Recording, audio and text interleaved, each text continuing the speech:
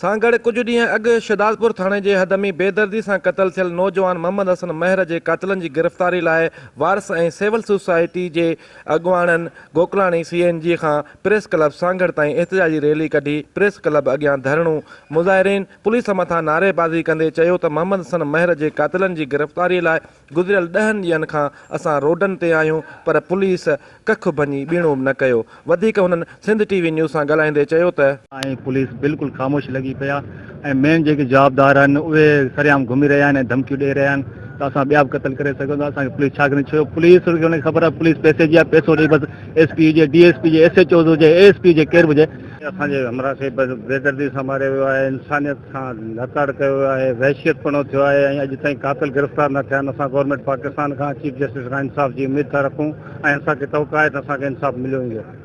वॾी इंसानियत जो क़तल थियो आहे हसन महर जे रूप में सिंध जो नौजवान जेको वॾी बेदर्दी सां कुठो वियो आहे।